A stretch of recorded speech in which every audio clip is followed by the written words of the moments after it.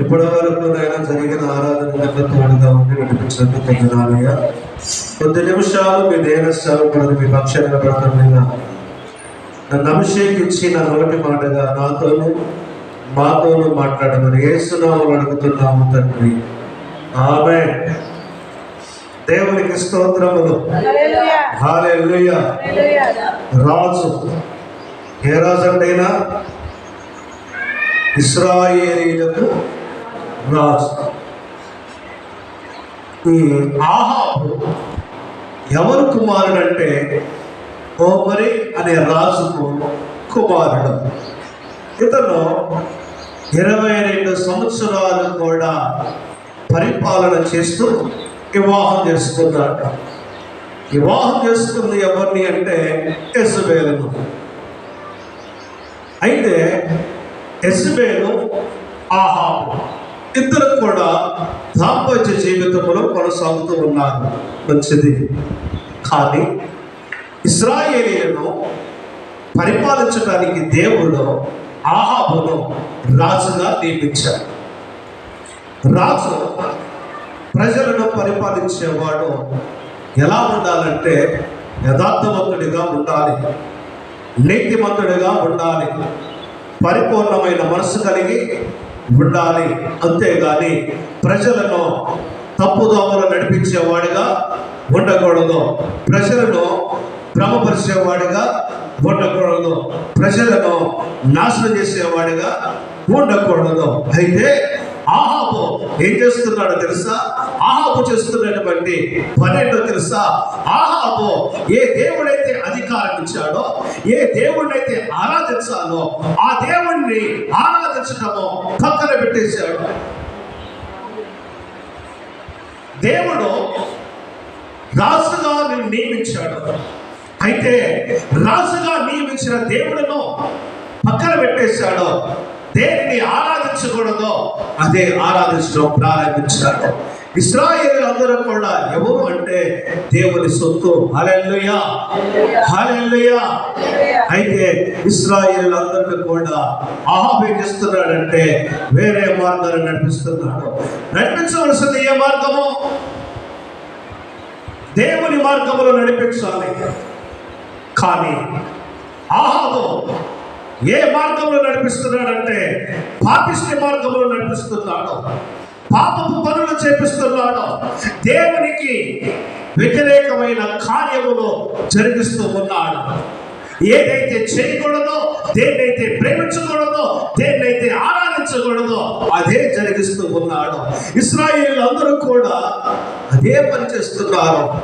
ఇప్పుడు ఇంట్లో తండ్రి ఉన్నాడు అనుకోండి, తండ్రి ఒక మార్గాన్ని వెళ్తుంటే పిల్లలు ఏ మార్గాన్ని వెళ్తారు చెప్పలేదండి.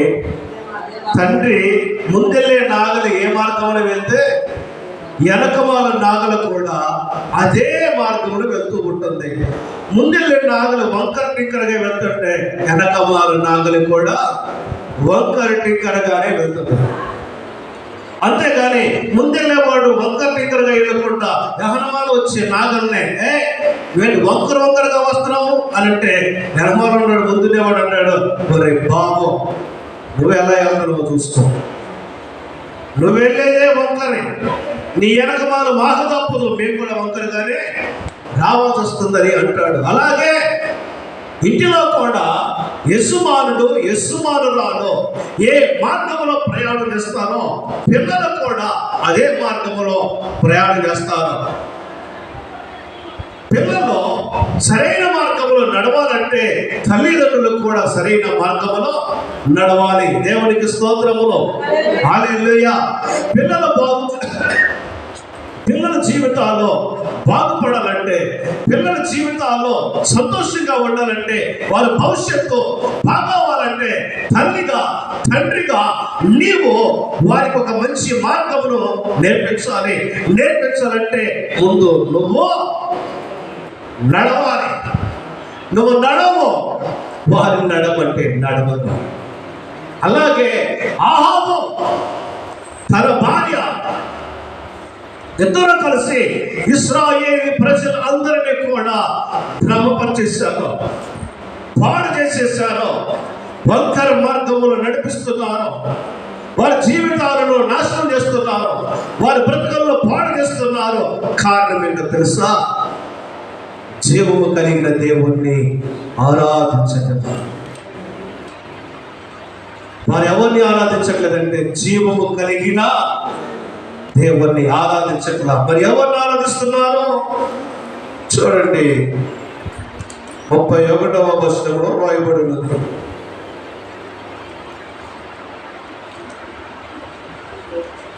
యెజబెలును వివాహం చేసుకొని బయలు దేవతను పూజించు వారికి మ్రొక్కుచుండెను. బయలు దేవతను పూజిస్తున్నారంట, వారిని మ్రొక్కుతూ ఉన్నారంట. కింద రెండవదిగా చూస్తే, షోమ్రోనులో తాను బయలకు కట్టించిన మందిరమందు అక్కడ బయలకు ఒక బలిపీఠమును కట్టించను, మరియు ఆహాబు దేవతాస్థానం ఒకటి నిలిపెను. చూసారండి, ఒకటి అమ్మా ఇన్నారా, పూజిస్తున్నారు. 2, ఒకటి పూజిస్తున్నారు, 2 మొక్కుతున్నారు, 3 గుడులు కట్టిస్తున్నారు, 4 బలిపీఠం కట్టించారు, 5 స్తంభములను నిలబెట్టారు. అంటే వీళ్ళు ఇప్పుడు దేవునిలో ఉన్నారా, లోకములో ఉన్నారా? దేవునిలో ఉన్నారా, లోకములో ఉన్నారా? చెప్పండి ఒకసారి. దేవునిలో ఉన్నవారు ఏం చేస్తారు? దేవునిలో ఉన్నవారు ఏం చేస్తారు? లోకం వైపు చూడరు. లోకములో ఉన్న వారిని దేవునిలోకి తీసుకురావాలి తప్ప దేవునిలో ఉన్న వారిని లోకములో కలపకూడదు. ఇశ్రాయేలీయులు దేవుని ప్రజలు, ఇశ్రాయేలీయులు దేవుని ఆరాధిస్తున్నవారు, ఇశ్రాయేలీయులు దేవునికి సొత్తయ్యున్నారు. అలాంటి వారిని లోకములకు బానిసలు చేశారు, లోకములో కనిపేశారు. రాజ్యాన్ని ఏర్పడి తెస్తున్న రాజే పొరపాటు చేసి ప్రజలందరినీ తప్పు మార్గములు నడిపిస్తుంటే ఆ ప్రజలు ఏమైపోతారు? ఆ దేశం ఏమైపోతుంది? ఆ దేశం యొక్క స్థితిగతుల్లో ఎలా మారిపోతాయి? రాజు బుద్ధిహీనుడైపోయాడు, రాణి బుద్ధిహీనురాలైపోయింది. దేవుణ్ణి ప్రేమించట్లేదు, దేవుణ్ణి ఆరాధించట్లేదు, దేవుణ్ణి కనపరచగల, దేవునికి మొక్కుకోటలా ఏం చేస్తున్నారు? లోకములో కలిసిపోయి తందనాలు ఆడుతున్నారు. అలాంటి తందనాలు ఆడుతూ ఇష్టానుసారంగా గడుపుతుంటే దేవునికి కోపం వచ్చింది. దేవునికి కోపం వచ్చి తన సేవకుడైనటువంటి ఏలియాతో మాట్లాడి పంపిస్తున్న మాట తెలుసా? ఆహాబు రాజు దగ్గరకు వచ్చి ఏలియా మాట్లాడుతున్న మాట ఏంటో తెలుసా? ఈ సంవత్సరము మంచైనను వర్షమైనను కురవదు. ఈ సంవత్సరము మంచైనను వర్షమైనను కురవదు. మరేం చేయాలి? మంచు పడకుండా, వర్షం పడకుండా ఏకరీతిగా ఎండ కాస్తూ ఉంటే ఎలా ఉంటుందో చెప్పండి ఆ పరిస్థితి. వేసవ కాలం నాడు ఎండలు ఎక్కువైతేనే తట్టుకోలేనటువంటి పరిస్థితిలో ఆ సంవత్సరం అంట మంచు పడదంట, వర్షము పడదంట, ఏకదీనిగా ఎండలు కాస్తూనే ఉంటాయి. పంటలు పండుతాయా? ఉండా మొక్కలు బ్రతికొంటాయా? భయంకరమైన కరువు సంభవిస్తుంది. ఇశ్రాయేలు ప్రజలందరూ కూడా కరువులో తాండవించడానికి గల కారణము రాజు. ఈనాడు నీ కుటుంబం అంతా పాడైపోయడానికి గల కారణము కుటుంబ యజమానులే. కుటుంబాలు పాడైపోయి రోడ్డున పడడానికి గల కారణము కుటుంబం యొక్క పెద్దలు. కుటుంబంలో ఉన్న పెద్దలు కుటుంబాన్ని చక్కగా పరిపాలించాలి, కుటుంబాన్ని చక్కగా నడిపించాలి, కుటుంబం పట్ల బాధ్యత వహించాలి, కుటుంబం పట్ల ప్రేమ చూపించాలి. కుటుంబాలు దేవునిలో గడపాలి కానీ లోకములో గడపడానికి వీలు లేదు. నువ్వు దేవుని సొత్తు వెలపెట్టి కొనబడిన వ్యక్తులు, లోకముతో నీకు పని లేదు, లోక మర్యాదలతో నీకు పని లేదు, లోకములో ఉన్న వేషధారణతో నీకు పని లేదు, లోకములో కనపడుతున్న రంగులతో నీకు పని లేదు. మరి ఏంటి నీ పని అంటే నువ్వు యేసులో ఉన్నావన్న మాట మర్చిపోకూడదు, దేవునిలో ఉన్నావన్న మాటను మర్చిపోకూడదు. ఆహాబు తన భార్య యేసువేలో దేవునిలో ఉన్నామన్న సంగతి మర్చిపోయాను. దేవుడే మనలను ఇంతగా హెచ్చించాడన్న సంగతి మర్చిపోయాను. దేవుడిచ్చినటువంటి సమస్తమును గురించి దేవుని దగ్గర మోకరించి ప్రార్థన చేయకుండా స్వబుద్ధిని ఆధారం చేసుకున్నారు, సొంత నిర్ణయాలు తీసుకున్నారు. అయితే ఒక మాట, ఆహాబుకు బుద్ధి లేదు, యెజబెలుకు బుద్ధి లేదు, ఇశ్రాయేలుకైనా జ్ఞానం ఉండాలిగా. తండ్రికి రాకపోతేనండి కొడుకు కూడా త్రాగపోతావా అని చట్టం ఏమైనా ఉందా? తల్లి పాపిస్తురాలే, కూతురు కూడా పాపిస్తురాలని ఏమైనా ఉందా? నీ తల్లి పాడైపోయింది, నీ తండ్రి పాడైపోయారు, నువ్వెందుకు పాడైపోదు? నీ బ్రతుకును నువ్వైనా కాపాడుకోవాలిగా, నీ బ్రతుకు నువ్వైనా సరి చేసుకోవాలిగా, నువ్వైనా మంచి మార్గంలో నడవడం ప్రారంభించాలిగా. అయితే ఆహాబు యెజబెలు చేస్తున్నటువంటి పాపపు పనులను వీళ్ళు కూడా ఆసరాగా తీసుకొని వీళ్ళు కూడా అదే పని చేస్తున్నారు, అదే భజన చేస్తున్నారు. ఇంకేంటి ఏమండి, ఫ్రీడమ్ వచ్చింది అనుకోండి, నా ఇష్టం కదా, నాకు స్వేచ్ఛ వచ్చింది, నా ఇష్టం కదా. ఒక ఆయన అంటాడు, నా ప్రాణమా తినము త్రాగము సుఖించము. అలాగే ఫ్రీడమ్ వచ్చింది, తినడానికి, త్రాగడానికి, ఎగరడానికి, దూకడానికి, రకరకాలుగా చేయడానికి ఫ్రీడమ్ వచ్చేసింది. అనుకుంటున్నారు, అబ్బా ఎంత ఛాన్స్ దొరికింది ఇప్పుడు వరకు, ఎంత ఛాన్స్ వరకు. కానీ ఆత్మీయతలో బలహీనమైపోతే అపవాది అటాక్ చేస్తాడు. ఆత్మీయతలో బలపడుతూనే ఉండాలి, బలంగానే ఉండాలి. ఒకప్పుడు నువ్వు ప్రార్థన చేస్తుంటే, ఒకప్పుడు ప్రార్థన చేస్తుంటే అద్భుతాలు, ఒకప్పుడు నువ్వు ప్రార్థన చేస్తుంటే సమస్యలు తొలగిపోయేవి, ఒకప్పుడు నువ్వు ప్రార్థన చేస్తుంటే దేవుడు అద్భుతమైన కార్యాలు చేసేవాడు. ఈనాడు ప్రార్థన చేయలేకపోతున్నావు, ఈనాడు ప్రార్థన చేయలేకపోతున్నాము, బైబిల్ చదవలేకపోతున్నాము, దేవునికి దూరం అయిపోతున్నాము. అపవాది నీ మీద, నీ కుటుంబం మీద ప్రయత్నిస్తున్నాడు. బలవంతుడు బలహీనుడి మీద అటాక్ చేస్తాడు. నువ్వు ఎప్పుడైతే ప్రార్థనలో బలహీనులు అయిపోతావో, ప్రార్థనలో నువ్వు ఎప్పుడైతే దిగజారిపోతా ఉంటావో, దేవునిలో నువ్వు ఎప్పుడైతే తగ్గిపోతా ఉంటావో భక్తిలో, అప్పుడు నువ్వు బలహీనురాలవు. అపవాదికి బలం పెరుగుతుంది, నీ బలం తగ్గుతుంది. అప్పుడు వాడు ఏం చేస్తాడంటే నీ మీద దాడి చేస్తాడు. ఈనాడు అపవాది చేతిలో మనం చిక్కుకోకూడదు, అపవాదికి మనము లోపడకూడదు. అపవాది నిన్ను చూసి వణికిపోవాలి, అపవాది నిన్ను చూసి గసగస వణకాలండి. ఆహాబు యెజబెలు చేస్తున్న పని ఇశ్రాయేలులందరూ కూడా చేయటం ప్రారంభించారు. దొరికింది ఛాన్స్ అనుకున్నారు, స్వేచ్ఛ దొరికింది అనుకున్నారు. దేవుడైతే కొన్ని ఆజ్ఞలు పెట్టాడు, నీ పొరుగు ఇంటి వారిది ఏది కూడా ఆశించకూడదు, నరహత్య చేయకూడదు, దొంగిలించకూడదు, అబద్ధములు ఆడకూడదు, నీ తల్లిని నీ తండ్రిని సన్మానించాలని ఇలాంటి 10 ఆజ్ఞలు దేవుడు ఇచ్చాడు. ఇప్పుడు ఏంటంటే ఆజ్ఞలతో పని లేదు, ఆజ్ఞలతో పని లేదు. నచ్చినట్టు బ్రతకొచ్చు, నచ్చినట్టు చేయొచ్చు. కానీ నువ్వు ఇన్ని చేస్తుంటే చూస్తూ ఊరుకోడు. ఆయన చూస్తూ ఊరుకోడు. నువ్వు పాడైపోతుంటే ఆయనకి ఇష్టం కాదు, నువ్వు చెడిపోతుంటే ఆయనకి ఇష్టం కాదు, నువ్వు ఆయనకు దూరంగా జరిగిపోతుంటే ఆయనకి ఇష్టం కాదు.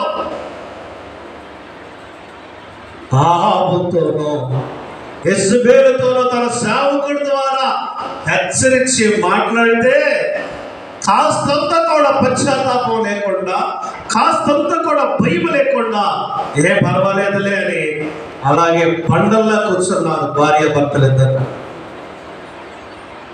భార్యాభర్తలిద్దరు బండల్లా కూర్చున్నారు. ఏమి స్పందించలా. అయ్యో మేము ఇంత పాపం చేశామా, దేవునికి మా మీద కోపం వచ్చిందా, మా ద్వారా ప్రజలకు శాపం వచ్చిందా, కరువు ఏర్పడుతుందా, సమస్యలు పడిపోతారా, ప్రాణాలు కోల్పోతారా అని పశ్చాత్తాపడి దేవుని పాదాల మీద పడి ఏడిస్తే ప్రతిభలనుకుంటే క్షమించేవాడు. అదేమీ లేకుండా ఈయన ప్రకటిస్తుంటే వాళ్ళు చెవిటోళ్ళగా కూర్చున్నారు. కానీ ఆహాబు తన భార్య యెజబెలు చేసినటువంటి పాపిష్టి పనికి బట్టి ప్రజలందరూ కూడా శ్రమల పాలవుతున్నారు.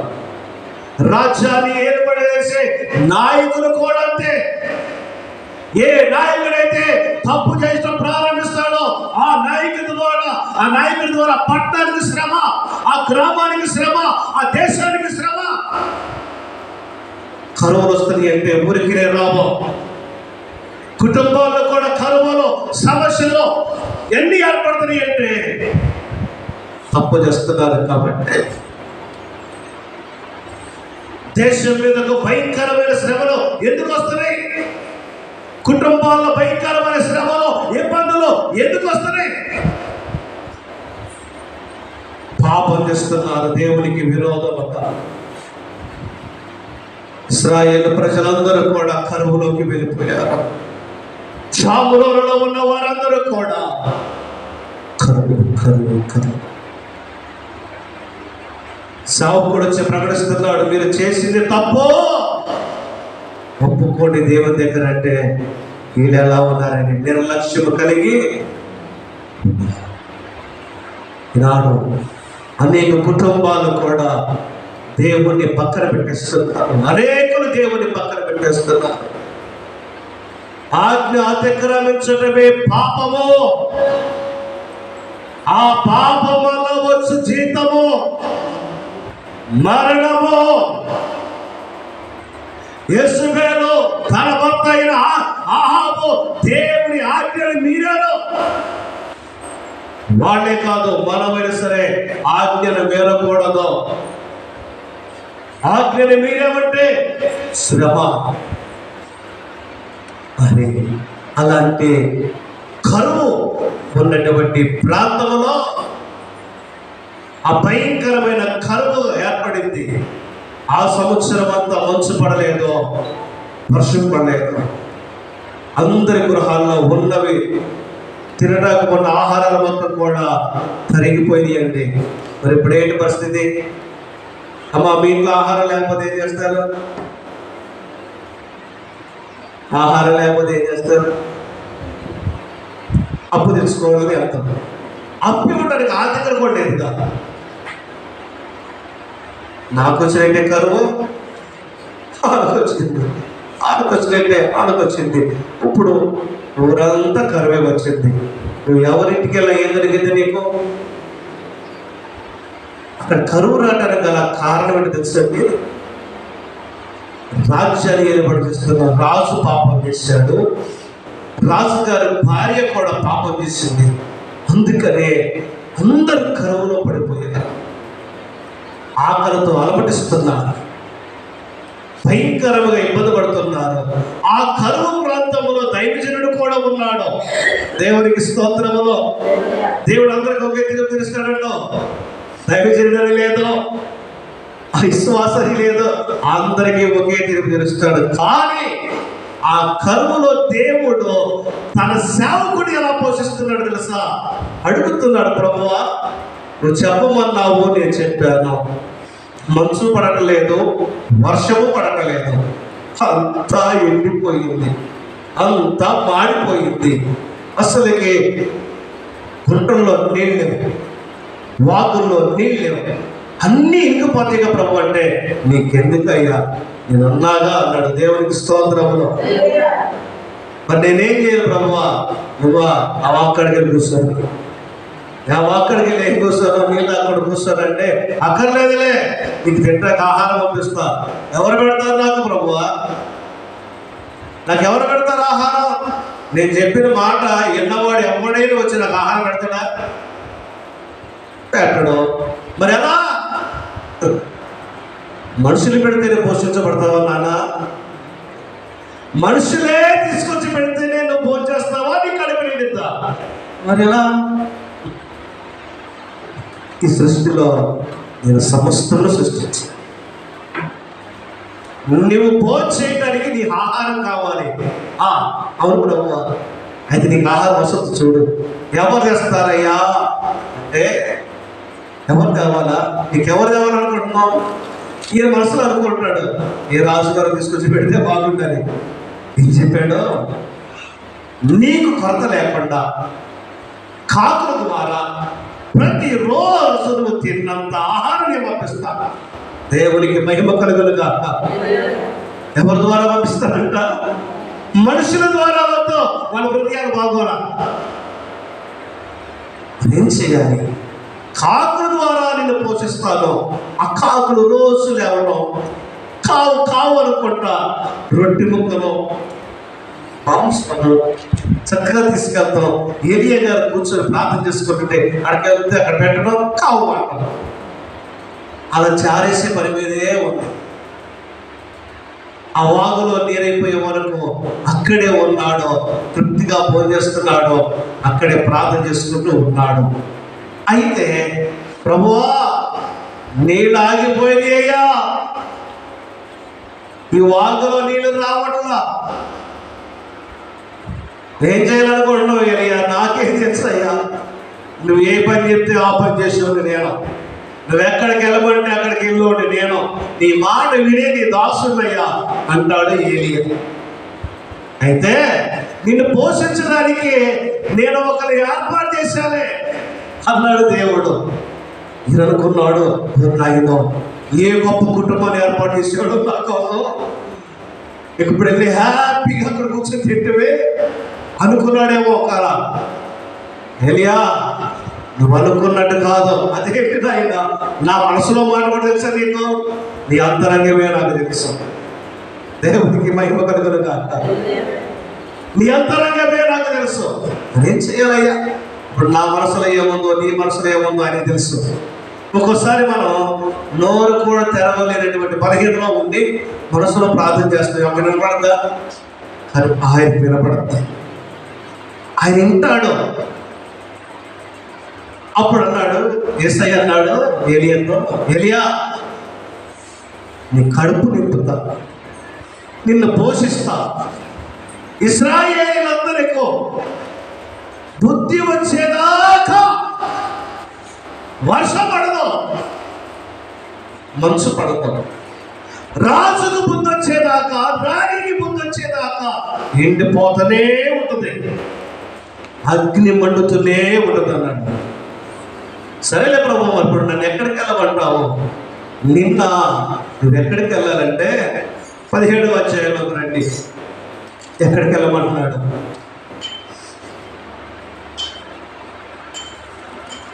అని అంటాడు, నేను ఎక్కడికి వెళ్ళాలి అని ఏలియా అడిగితే, నువ్వు ఎక్కడికి వెళ్ళొద్దు, నిన్ను పోషించడానికి ఒక ఎదవరాలను సిద్ధపరిచాను. ఏంటి ప్రభువా? నన్ను పోషించడానికి ఒక ఎదవరాలను సిద్ధపరిచావా? ఆమె దగ్గర ఏముంటుందయ్యా? విధవరాల దగ్గర ఏముంటుంది ప్రభువా? నీకు ఎందుకు అయ్యా ఏముంటాయి?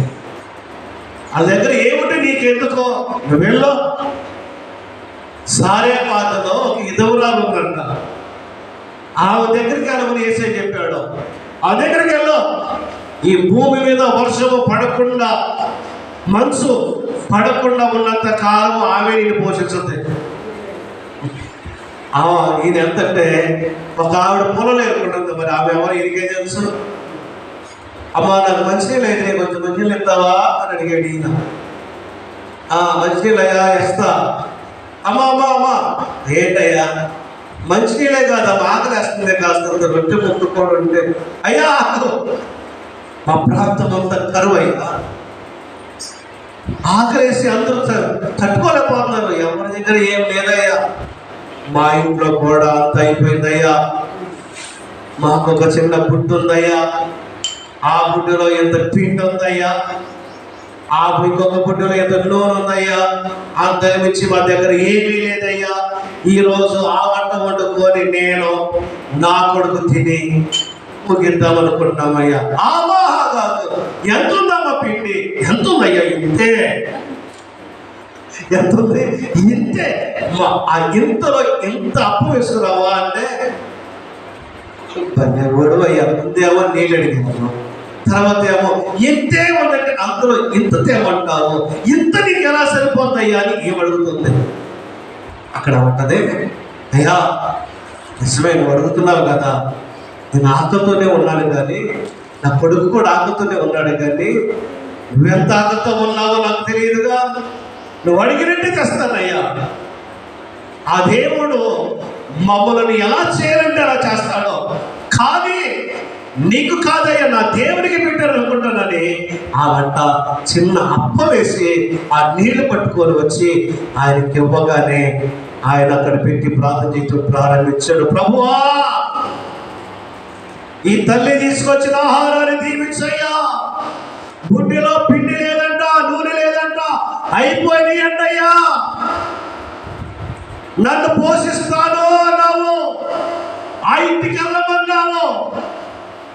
ఆమెకు ఒక బిడ్డ ఉన్నాడయ్యా, దీవించును ఆయన, ఆశీర్వదించయ్యా, సమృద్ధిని ఇవ్వండి ప్రభు అని ప్రార్థన చేస్తూ ఉన్నాడు. ప్రార్థన చేసేసి ప్రార్థన ముగిసింది. అప్పన్నాడు, అమ్మా మీరు వెళ్ళి ఒక వంట ప్రారంభించండి. ఏమో దీవులకు మొహం పెట్టుకొని ఏ వంటగా ఎంతలో ఎంత చెప్తే ఎంత ఉంటుంది అమ్మా, ఎంతలో ఎంత చెప్తే ఎంత ఉంటుంది, ఎంత ఉంటుంది కదా. ఈ ఎంతని ఎలా ఉంటుందో మేమిద్దరం తినాలి అని ఆలోచన చేస్తుంది. అయోమయమైపోయి ఏమో తెలియదుగా దేవుడి కార్యం గురించి. దేవుడి కార్యం చూసినవాడు కాదుగా, ఆలోచిస్తుంది. అమ్మా ఏం ఆలోచిస్తున్నావు? ఏమి లేదయ్యా, ఏం చేయాలి అర్థం కావట్లా. నువ్వు వెళ్ళమ్మా, ఇదిగో ఇందాక ఎంత అప్పవేశావమ్మా, ఇంకేసారయ్యా. అమ్మా ఇప్పుడు నీ మనసుకి ఎంత అప్పు వేయాలనిపిస్తే అంత అప్పు వేయమ్మా. దేవుడికి స్తోత్రం. అయ్యా నా మనసుకు ఎంత అప్పు వేయాలనిపిస్తే అంత అప్పు వేయాలి. అవునమ్మా నీ ఓపిక. ఏం చెప్తున్నావయ్యా? నేను నిజమే చెప్తున్నాను అమ్మా. అమ్మ నీ బంధువులు ఉన్నారా? ఉన్నారు. ఇంకెవరైనా ఉన్నారా? ఉన్నారు. అందరి పిలో నేను ఇక్కడ ఉన్నంతకాలం వాళ్ళకి భోజనం పెడతా కానీ, అదే చెప్పరే, నేను ఇక్కడ ఉన్నంతకాలం వారికి భోజనం పెడతా కానీ ఏ ఒక్కరు ఆకలితో ఉండడానికి వీల్లేదు. ఈ వనకం మానేసింది. అక్క వాళ్ళని, చెల్లి వాళ్ళని, అమ్మ వాళ్ళని, నాన్న వాళ్ళని, రక్త సంబంధం అందరినీ దగ్గర 100 వాళ్ళని పోయేసుకొచ్చాం. మొత్తం అక్కడ కూర్చున్నారు, నీడ కోసం నాకు ఆకలిస్తున్నారు. మరి పని ఏంటిగా ఎండలో ఏ పని చేస్తారండి? బయట ఎండ మండిపోతుంది, ఎక్కడికి వెళ్తారు? ఏమి చేయలేరు. ఈమె పేరు పని ఏంటి తెలుసా? అప్పలైనవే. గుడ్లో ముంచుతుంది, వెళ్తుంది, ముంచుతుంది, వెళ్తుంది. అప్పుడు దైవజనుడు చూసి ఈ తల్లి కన్నీరు రోడ్డు ప్రారంభించినట్టు, నా దేవుడు ఎంత గొప్పోడో, నా పేదరికాలు చూశాడో, నా పరిస్థితిని చూశాడు, నాకున్న కష్టాలు చూశాడు, నా దరిద్రము చూశాడు, నా మొర విన్నాడు, నా ప్రార్థన ఆలకించాడు, నా దేవుడే దిగొచ్చాడు. ఆ దేవుడు నన్ను పోషిస్తున్నాడు. ఎంత మంచి దేవుడు యేసయ్యా, నీవెంత మంచి దేవుడు యేసయ్యా, చింతలన్నీ తీరేరయ్యా నిన్ను చేరగా. ఎంత మంచి దేవుడు యేసయ్యా, నా చింతలన్నీ తీరేరయ్యా. ఎంత మంచి దేవుడు యేసయ్యా, ఎంత మంచి దేవుడు యేసయ్యా, ఎంత మంచి దేవుడు యేసయ్యా, చింతలన్నీ తీరేరయ్యా నిన్ను చేరగా. ఎంత మంచి దేవుడు యేసయ్యా, నా చింతలన్నీ తీరేరయ్యా నిన్ను చేరగా. ఎంత మంచి దేవుడు యేసయ్యా. హల్లెలూయా. ఈ తల్లి అక్కడ ఏడుస్తూ కన్నీరు కారుస్తూ అందరికి చెప్తుంది, అమ్మా ఈ కరువులో నన్ను పోషించడానికి నా దేవుడు వచ్చాడు. నా దేవుడు జీవము కలిగిన వాడు. నీ పాప దోషాలను విడిచిపెట్టండి, నీ అతిక్రమను విడిచిపెట్టండి, నా దేవుడి దగ్గరకు రండి. పోషించే దేవుడు వచ్చాడు, రండి. నన్ను పోషించే దేవుడు వచ్చాడు. ఊరంతా ఆకలితో ఉన్నారు. తల్లి కొడుకు బట్టికి సంతోషంగా ఉన్నారు. ఎవరైతే విరిగి నలిగిన హృదయం కలిగి దేవుని మొరపెడతారో వారి ప్రార్థన ఆలకిస్తాడు. ఈనాడు చాలా మంది కష్టాల్లో ఉన్నారు, శ్రమల్లో ఉన్నారు, బాధలో ఉన్నారు. పిలిచేవారు లేరు, తలిసేవారు లేరు, ఆదరించేవారు లేరు, ఆదుకునేవారు లేరు, మా పరిస్థితి ఏమైపోయినా పట్టించుకునేవారు లేరు అని చాలా మంది బాధపడుతున్నారు. ఈరోజు చెప్తున్న మాట వారితో ఇదే, నిన్ను విడిపించే దేవుడు నేనున్నాను, నిన్ను పోషించే దేవుడు నేనున్నాను. నువ్వు చూడవలసింది లోకం వైపు కాదు కానీ నా వైపు చూడు. ఎవరైనా చూడాలంటే మనం దేవుని వైపు చూడాలి. ఎవరు మరిచినా ఆయన నిన్ను మరవడు. ఆ తల్లి ఆ కొడుకు రోజు సంతోషమే. ఆ దైవజనుడు అక్కడ ప్రార్థన చేస్తూనే ఉన్నాడు, రెండు చేతుల పైకి. అక్కడ అగ్ని మండుతూనే ఉన్నది. ఆ దైవజనుడు చేస్తున్న ప్రార్థన ద్వారా అందరూ పోషించబడుతూనే ఉన్నారు. ఆకలి తెలియదు ఒక్కరికి, దప్పిక తెలియదు ఒక్కరికి, కరువు తెలియదు ఒక్కరికి. కానీ నా దేవుడు కరువులో కూడా పోషించేవాడు. హల్లెలూయా. ఈనాడు నువ్వు ఏ పరిస్థితిలో ఉన్నావో, ఏ అవసరంలో ఉన్నావో దేవుడు అడుగు, అయ్యా నా అవసరాలు తీర్చు, నా పరిస్థితులు మార్చేయని ఆయన మొరపెడితే తప్పకుండా దేవుడు నీకు సహాయము చేస్తాడా చేయడా? వస్తానన్న యేసు రాకమానునా, తెస్తానన్న బహుమానము తేకమానునా. వస్తానన్న యేసు రాకమానునా, తెస్తానన్న బహుమానం తేకమానునా. రాజు వస్తున్నాడు, రాజ్యం తెస్తున్నాడు.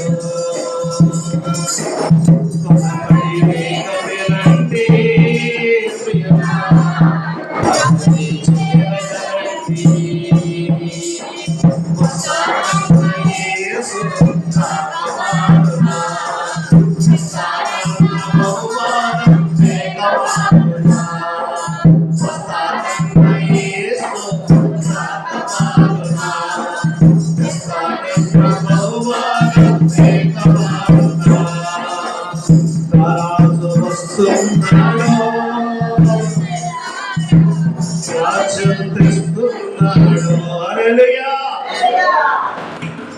వస్తాడండి, ఆయన వస్తాడు, తప్పకుండా నీ అవసరము తీరుస్తాడు. నిన్ను ఎవరు పట్టించుకోలేదని బాధపడమాకు, నిన్నందరూ విడిచిపెట్టారని బాధపడమాకు, నా పరిస్థితి పాడైపోతుందని బాధపడమాకు. ఆయన్ని పిలువు, యేసయ్యా నువ్వు రా, నువ్వు వస్తేనే నేను బ్రతుకుతానయ్యా, నువ్వు వస్తే నేను అవసరం తెస్తే, నువ్వు వస్తేనే నా రోగం పోతాయ్యా. నువ్వు రా ప్రభువా, నువ్వు నా ఇంటికి వస్తే ఆశీర్వాదం అయ్యా, నువ్వు నా ఇంటికి వస్తే దీవించబడతామయ్యా, నువ్వు నా ఇంటికి వస్తే మాకు సంతోషమేనయ్యని యేసయ్యని కనుక పిలిస్తే తప్పకుండా ఆ ఎదోరాలు ఇంటికి వచ్చిన దేవుడు నీ ఇంటికి వస్తాడు. నీ కష్టాలన్నీ తీసేస్తాడు, శ్రమలన్నీ తీసేస్తాడు, నీ బాధలన్నీ తీసేస్తాడు. ఇప్పుడు దాకా నువ్వు కన్నీరు కలుస్తున్నావుగా, అప్పుడు నీ నోటి నిండా నవ్వే నవ్వు, నీ నోటి నిండా నవ్వే నవ్వు. ఆ రోజు అనుకుంది, ఈ రోజు ఈ అప్పము తినేసి మనకు సరిపోవటమే అనుకుంది ఆ తల్లి. కానీ దేవుడు ఆమె మొర విన్నాడు. చావటానికి నేను ఇష్టపడను, చావనివ్వను, పరిస్థితులు బాగోలేదని చావాలని ఆలోచన రాకూడదు. పరిస్థితులను మార్చగలిగిన వాడు దేవుడు. సావే పరిష్కారం కాదు, ఆయన మార్గాలు చూపిస్తాడు. ఆమె మనసులో ఆ ఆలోచన పుట్టగానే వెంటనే తన సేవకుడితో మాట్లాడుతూ ప్రారంభించాడు. ఎల్లో సారే పాతో నాకు మొరపెడుతున్నటువంటి, అందుకనే దేవుడు అంట దిక్కు లేని వారి ప్రార్థనను, విధవరాల ప్రార్థనను వింటాడు, వారి పక్షాలు నిలబడతాడు, నాట్యపడతాడు, గొప్ప గొప్ప కార్యాలు చేస్తాడు.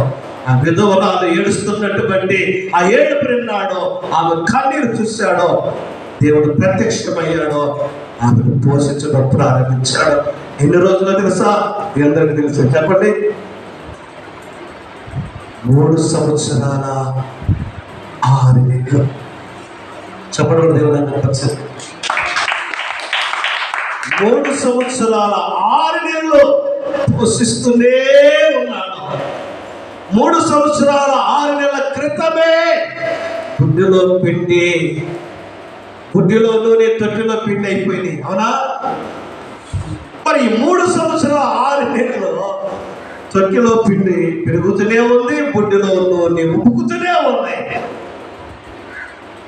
చుంత తేనె దారల కన్నా మధురమైన మాట, చుంత తేనె దారల కన్నా మధురమైన మాట, ఆ మాటే జీవము కలిగిన నజరేయుని మాట, ఆ మాటే జీవము కలిగిన నజరేయుని మాట, యేసయ్య మాట, యేసయ్య మాట, రత్నాల కోట, యేసయ్య మాట, రత్నాల కోట, యేసయ్య మాట, రత్నాల కోట. చుంటదే తారక కన్నా, చుంటదే తారల కన్నా. హల్లెలూయా. ఆ మధురమైన మాట కలిగిన వాడు మన దేవుడు. అమ్మా ఇప్పుడు చెప్పండి, దేనికి భయపడాలి మనం? దేనికి భయపడవలసిన అవసరము లేదు. ఎందుకంటే నిన్ను పోషించే దేవుడు ఉన్నాడు, నిన్ను బ్రతికించే దేవుడు ఉన్నాడు, నిన్ను నడిపించే దేవుడు ఉన్నాడు, నిన్ను బాగు చేసే దేవుడు ఉన్నాడు. ఆయన పేరే నజరేయుడైన యేసు. ఆయన నామం పేరిట నువ్వు ఏది అడిగితే అది ఇస్తాడు. ఆయన నామం పేరిట నీకేది అవసరమో అడుగో, నీ చింత యావత్తు ఆయన మీదే. నువ్వు కృంగిపోవటం వల్ల ప్రయోజనమేమి? నీ చింత యావత్తు ఆయన మీద వేసి నువ్వు ప్రశాంతంగా పడుకో. దేవుడు నీ పక్షాన కార్యం చేస్తాడు. దేవుడు తన మాట దీవించదు కాక. ఆమేన్.